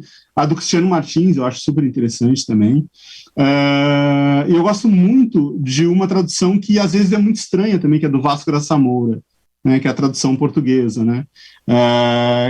Porque é uma tradução que tem algo daquela imagem que o Umberto Eco usa com respeito àquele trecho da tradução parcial do Haroldo de Campos, de que ele fala de que há uma transparência ali, pela qual a gente consegue enxergar o original. Eu acho que tem isso, é uma tradução que a gente pode levar, por exemplo, para aula e para alunos que não conhecem italiano, ou que têm um domínio muito, muito pequeno do italiano, a gente pode mostrar a tradução e em alguma medida aparece ali o texto original por trás, ele está de alguma maneira inscrito, mesmo que isso às vezes torne bastante estranho o português, né? Eu acho que acaba acontecendo isso. O português fica italianizado, né? Eu acho que às vezes até as palavras que ele usa, sobretudo quando chega na hora da rima, né? Seja que é justamente um momento que isso eu imagino que o Emanuel, o Pedro e o Maurício tiveram que se confrontar agora, né? Ou seja, a rima serve como uma espécie de marcador da tradução, né? Ele vai dando uma espécie de não sei se é alicerce ou esqueleto para a tradução, né? Eu acho que muitas vezes a gente tem que definir o esquema rímico antes mesmo de conseguir preencher o resto, né? Eu acho que ele faz muito isso, às vezes a palavra rima acaba sendo italiana, né? Ou seja, é português, mas é uma palavra italiana, é um português que já ficou meio estranho ali, né? E eu gosto disso, essa estranheza eu acho que funciona, sobretudo quando a gente precisa lidar ao mesmo tempo com o sentido, né, o significado do texto e algo da forma, ou seja, mostrar que está acontecendo alguma coisa ali com a forma também. Mas eu não diria que é a minha tradução favorita. Eu acho que eu eu acho que eu não tenho favorita. Eu gosto que tenham várias, né? Gosto que tenham várias. E os trechos que eu li da tradução que o Emanuel, o Pedro e o Maurício fizeram me pareceram excelentes. Assim, eu tinha até anotado aqui para fazer um elogio e dizer da expectativa imensa que eu estou com relação a esse trabalho agora, porque eu acho que, pelo menos os trechos que eu vi, eu acho que tem ali uma força na restituição desses dois aspectos ao mesmo tempo, né, ou seja, da forma, né, eu acho que a gente viu isso um pouco nos exemplos que o Emanuel deu, né, mas também do sentido, né, ou seja, não perder o sentido. Porque às vezes eu acho que há algumas traduções, né, nem vou citar nomes aqui, mas há algumas traduções que a gente vai perdendo de vista o original e chega uma hora que a gente... tem até aquela piada que eu gosto muito, né, que dizem que foi verdade, que o Lacan teria falado alguma coisa, né, explicado, alguém perguntou, mas eu não estou conseguindo entender o que o senhor está falando. E ele, não, tudo bem. Aí ele explica de novo, né, e aí a pessoa, mas sei que... E ele, não, mas a psicanálise diz que é isso aqui, alguma coisa. Ele vai explicando, aí chega até o momento que a pessoa diz, agora eu entendi. Aí ele diz, só que agora não é mais psicanálise. Né? Então, meu medo é esse, que às vezes a gente diz, só que agora não é mais Dante. Né? Agora se tornou compreensivo, só que agora não é mais Dante. E eu vejo que às vezes acontece isso, né? A gente foge muito e perde de vista justamente o que interessava no texto, né? O texto do texto. Né? Bene, grazie. Boh, da quel che ho capito delle vostre comunicazioni rispetto alla fortuna critica delle opere, né? Questa è una domanda che porgo un po' per tutti, né? Mi sembra che sia la fortuna critica, sia anche delle traduzioni, come adesso abbiamo quella di Francisco, né? Delle altre opere di Dante siano aumentate un po', né? C'è stato qualche cambiamento, qualche valorizzazione che non era riscontrabile in precedenza rispetto alle altre opere? Che potete dire su questo?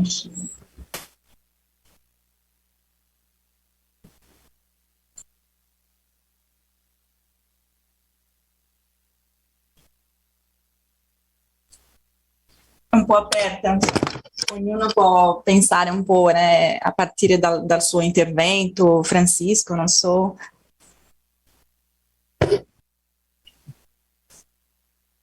Bom, eu posso começar respondendo, se Francisco se sentir à vontade, ele complementa. Bom, eu acho que essas efemérides que acontecem em torno da obra de autores, elas buscam revalorizar algumas coisas que estão deixadas de lado, né? E 700 anos de morte do Dante, a gente está aqui comemorando, falando disso, acaba trazendo um pouco de novo um autor que é tão valorizado por certa parte de sua obra, acaba trazendo esse autor para o foco das discussões de novo, né? Eu não acho que exista além dessas datas que são lembradas, eu não acho que existam um ou dois motivos para revalorizar a obra do autor. Eu acho que quanto mais leitores, aqui a gente está falando um pouco de tradução também, né? Quanto mais leitores estão em contato com essas obras maiores dos autores, e aqui, quanto mais leitores estão em contato com a comédia que nunca deixou de ser traduzida em português, né? Quer dizer, a partir dos exemplos que o Eduardo trouxe também, lá do De Simone, Barão da Vila da Barra, Xavier Pinheiro, etc. A gente está falando do final do século XIX até recentemente a última que a gente tem notícia do português, que é do Vasco Graça Moura, que foi feito em Portugal, integral, né, falando. A gente tem algumas boas traduções integrais, algumas boas traduções, excelentes traduções parciais, integrais, que traz o autor para o debate, e isso mostra que ele nunca deixou de ser lido, né, desde então, né, pensando no século XX. Eu acho que o que joga luz para as outras obras do Dante, aqui falando principalmente do Convívio, que eu traduzi há pouco tempo, e do De Vulgare, que o Francisco está lançando agora, eu acho que a prova de que as obras, a comédia está sendo lida e está sendo pensada dentro e fora da academia, acaba jogando luz para essas outras obras tidas como menores, né? Mas aqui eu acho que ainda vale um esforço nosso de observar que, por mais que tenhamos trazido o Convívio, De Vulgare para o debate de novo, né, nesses últimos anos, ainda tem muitas outras obras do Dante que estão deixadas de lado, né? A gente fala da comédia porque é a obra principal, né, que nunca deixou de ser traduzida a partir do século XIX, mas a gente tem várias outras obras do Dante que não estão sendo traduzidas, né, e que mereceriam, né, como as Eclogas, que ele escreveu em latim, né, que mereceriam ser traduzidas, né, uma correspondência poética entre Dante e Giovanni del Virgilio, que é de uma qualidade literária assombrosa, né, que trouxe de novo o gênero literário morto há quase 1000 anos, e que Dante traz de novo esse gênero para o Renascimento, né, para aquilo que vai vir depois dele, né. Só para citar um exemplo, mas no campo da política a gente tem o Tratado Monarquia, ainda no campo epistolográfico, dezenas de cartas, né, uma dezena e meia de cartas que sobrou, que a gente tem notícia, entre outras obras, né, que mereceriam estar no debate também e que, de certa maneira, acabam tendo menos importância dentro desse panorama. Existe, então, essa preocupação, eu acho que as nossas traduções são prova disso, mas existe muito espaço ainda para a tradução do Dante, seja em língua vulgar, seja em língua latina, né? Aqui em língua vulgar daria para citar ainda Fiore, Detto d'Amore, a própria Vita Nova, que foi traduzida, foi muito bem traduzida pelo Décio, como o Eduardo falou, mas que a atualidade dessas obras se devem também às traduções que se colocam, né? Acho que ainda existe muito espaço para isso. Allora, io aggiungerei soltanto 2 parole a quello che Emanuele ha detto. Lui ha fatto una lista molto estensa delle opere di Dante, o che non sono tradotte o che comunque sono difficili da trovare, e quindi io penso che comunque c'è un lavoro da fare, anzi, diciamo, noi lo stiamo facendo, io semplicemente con Devo Volgare Eloquentia, ma Emanuele e altre persone in maniera molto più consistente, ma comunque c'è un lavoro da fare di rendere quelle opere disponibili per gli studenti. Secondo me questa è una questione fondamentale e centrale dentro della trasmissione della presenza di Dante nel nostro spazio accademico. Quindi rendere queste opere disponibili, reeditare quelle che sono state già tradotte, proporre nuove traduzioni di quelle che hanno una lunga tradizione, come ad esempio la commedia o quello che ho fatto io con Devo Volgare Eloquentia, tradurre e rendere disponibili e pubblicare quelle altre che non sono a disposizione adesso è il lavoro che bisogna fare, ed è un lavoro molto grande, un lavoro che non finirebbe mai, perché comunque bisogna sempre ritradurre, sempre ripensare, attualizzare e rieditare le opere, anche quelle che sono state già rese disponibili, perché alla fine con tutto questo quello che insomma dobbiamo cercare non di arrivarci, perché secondo me non è possibile, ma di arrivare il più vicino possibile e rendere disponibile Dante per gli studenti, per le persone che vogliono leggere Dante in maniera diretta, senza fonti secondarie, eccetera, eccetera. Perché io ho l'impressione, forse soltanto è un'impressione, che di Dante se ne parla molto di più di quanto non ci sia un contatto diretto con l'opera. E io avevo citato prima che di Volgare Eloquentia, De Volgare Eloquentia, la parte quella lì in cui si parla delle lingue romanze e si fa una prima classifica delle lingue romanze, è molto citata, ma andiamo al testo fonte o invece no? E quindi questa è una questione che rimane aperta. Tutto quello che si possa fare per rendere più disponibili e più accessibili le opere di Dante, benvenuto sia. Grazie, Francisco. Agora eu vou fazer as perguntas em português, são as perguntas do público, né? Eu faço todas, porque pelo menos essas são todas para o Francisco, né? Então, temos a primeira pergunta do Rafael Scabin, sobre o processo de tradução, né? Como foi traduzir e ilustrar o livro ao mesmo tempo, né? Se houve alguma influência de uma atividade na outra, né? E se as ilustrações foram feitas depois da tradução, né? A professora Ângela também pergunta quanto tempo demorou para realizar a tradução, né? E vou fazer todas, depois você pode responder aos poucos, né? E o Rafael também perguntou, né? É muito interessante pensar nas prefigurações da concepção linguística de Dante, mas, no sentido contrário, como poderíamos contextualizar essas concepções no horizonte cultural e intelectual das repúblicas italianas medievais? Essa é uma pergunta um pouco mais complexa, né? E a outra da Manuela Lunati, né, que diz, né, que foi sua aluna também, né, enfim. Gostaria que o professor Francisco comentasse o processo da tradução semiótica com a criação das gravuras, né, parecida com a pergunta do Rafael, como ele escolheu o que representar nos desenhos, né? É isso. Francisco. Tá bom, muito obrigado. Bom, saluti a tutti. As pessoas que fizeram as perguntas, mas um saludo especial a Emanuela Lunati, porque eu lembro quando a gente fez a disciplina aquela intercompreensão no programa de pós-graduação em letras da UFPR. Eu vou tentar ser breve, porque são perguntas bastante abrangentes, mas eu também não gostaria de fagocitar o tempo da mesa redonda. Então, vou tentar ser breve. Em relação à relação, essa questão da relação entre as gravuras, bom, entre os desenhos e o texto. Bom, a minha ideia de partida é que eu queria um livro bonito. Simples assim, pessoal. Então, eu percebi quando... Primeiro, eu vi que eu queria traduzir primeiro eu li o texto. Eu pensei, esse texto é muito bom, eu gostaria que esse texto estivesse disponível para os meus alunos.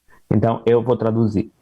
Quando tomei essa decisão, percebi logo que estávamos em 2020 e que 2021, por acaso, seria os 700 anos do passamento, da morte do poeta. Então, eu pensei, bom, que momento tão propício para a publicação desse livro.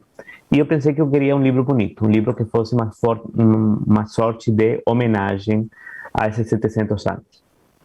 Eu gosto muito de desenhar, pessoalmente, então pensei que eu poderia enriquecer a tradução com desenhos. É uma coisa um pouco particular minha, mas eu acho que os livros de estudos linguísticos muitas vezes têm desenhos muito feios.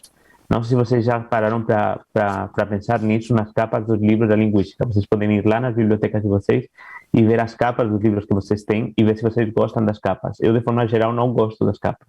Porque é lógico que custa muito de fazer uma relação entre textos, principalmente linguísticos, porque pelo menos os textos literários é mais fácil fazer essa relação semiótica, entre alguma coisa abstrata de linguística e algum desenho que possa dar conta disso, né? Então, eu não queria que o livro de De Vulgare Eloquentia fosse assim. Eu também não queria que fosse aquela gravura medieval com Dante que já apareceu 500 vezes. Eu queria que fosse uma coisa diferente, né? Então, essa foi a minha ideia de partida. O desenvolvimento da tradução e o processo, na verdade, de tradução e o processo de criação dos desenhos aconteceu de forma paralela. Então, isso aí foi assim que aconteceu, talvez até poderia ser estudado, né? Por que fazer ao mesmo tempo uma tradução do latim para o português brasileiro e da escrita para a linguagem visual, a linguagem dos desenhos? Eu fiz esse trabalho durante o confinamento, durante os primeiros meses do confinamento, no qual eu realmente estava isolado no meu apartamento em Curitiba e não tinha nada para fazer. Vocês sabem que as aulas pararam, a vida parou. Eu tinha o privilégio de ter um salário e, portanto, podia ficar em casa tranquilo, protegido e tentar ocupar o tempo da melhor forma possível, que foi através dessa tradução. Então, como é que funcionava o meu dia? Eu traduzia na parte da manhã, normalmente eu tentava traduzir um capítulo por dia, e na parte da noite, para relaxar, eu fazia um desenho desse capítulo, mais ou menos, né? Grosso modo, tá bom? Então, foram dois processos que correram em paralelo.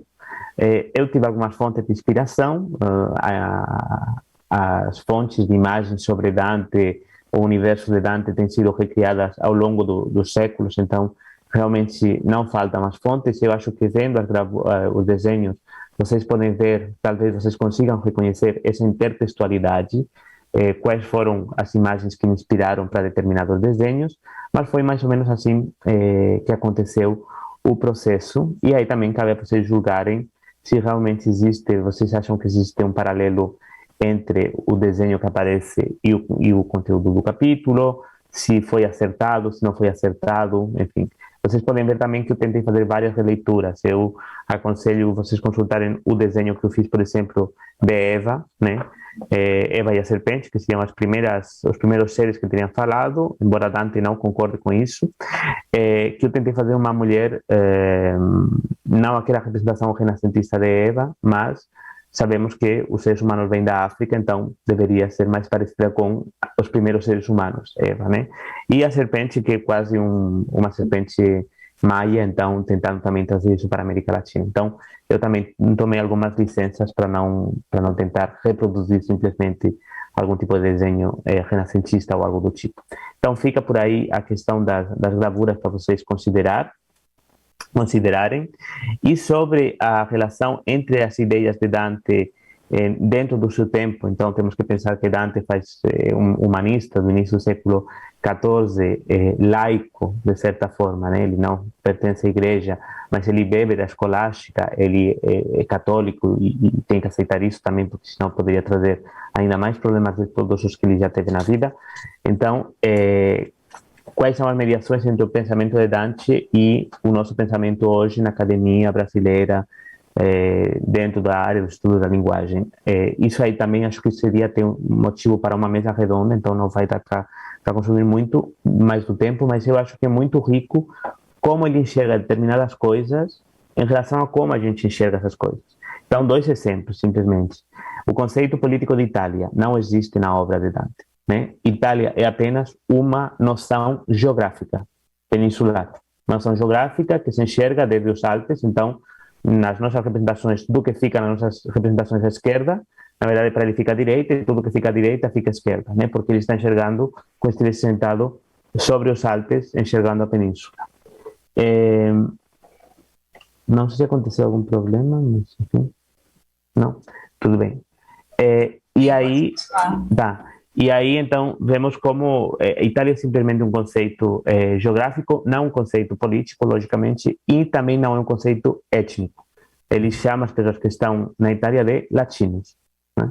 Então, também essas releituras que foram feitas no século XIX para tentar construir uma Estado-nação, também poderia ter uma série de críticas desde a nossa perspectiva, né, sobre a questão da língua entendida de forma ampla, de forma bastante gramsciana.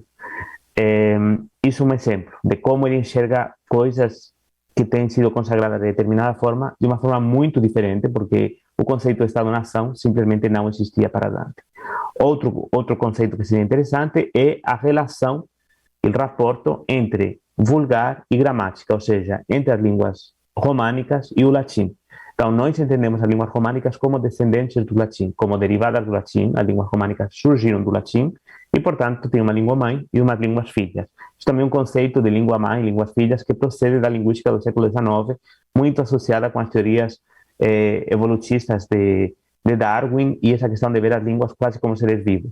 Isso não está presente em Dante também, né? Então, ele fala de vulgari e o latim, que é a gramática. Então, a língua que se mantém inalterada praticamente ao longo do espaço e do tempo. Isso é útil porque permite a comunicação entre pessoas de espaços e tempos diferentes.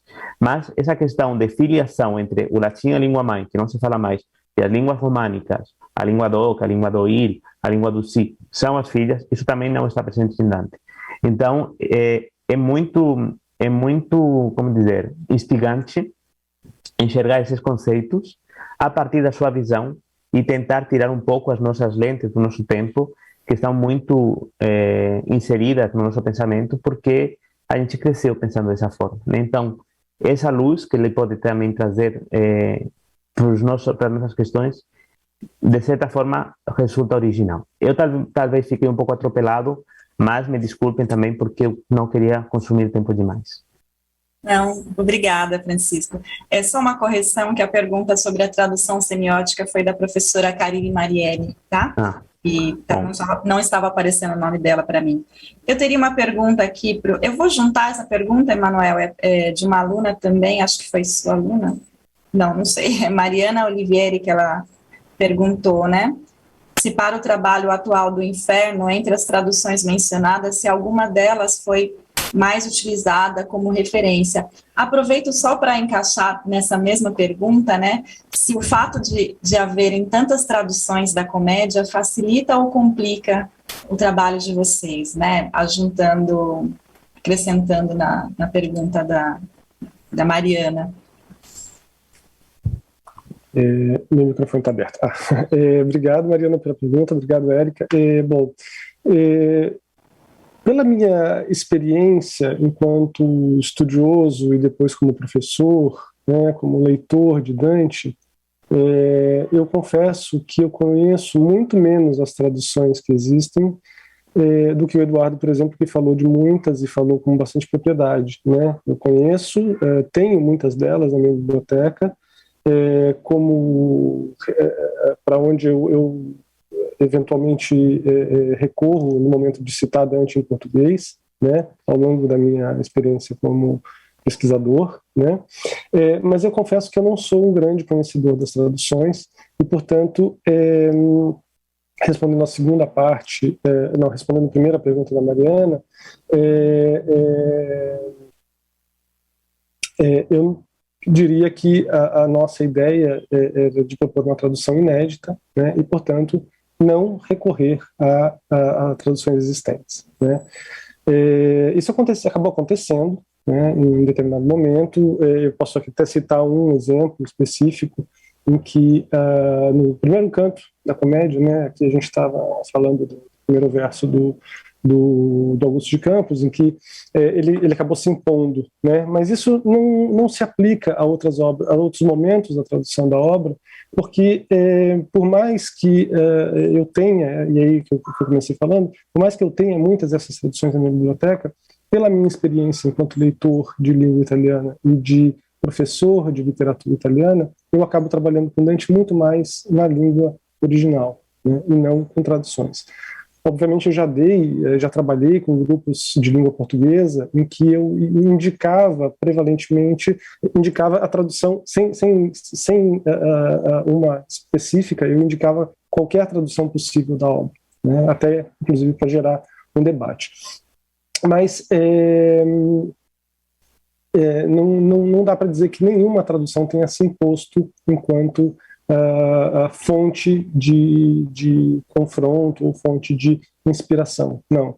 O nosso trabalho de tradução se propôs como inédito e se apresenta como inédito, né? Tirando alguns eventuais versos, também como o Eduardo comentou, em que a língua do Dante acaba imprimindo uma necessidade que a coisa seja daquele jeito.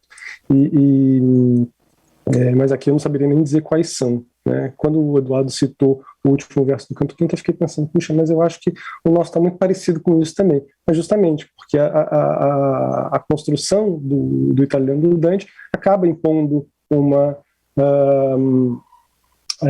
forma final em português, né? Mas o que eu disse que eu ia um outro exemplo que eu pensei enquanto necessidade de recorrer a outras traduções foi no canto 1, justamente, em que a gente estava ali falando sobre os animais que impedem o Dante já nessa saída da selva, né, que ele está ali querendo subir a montanha, e se apresentam 3 animais. Primeiro uma onça, depois uma loba e depois um leão.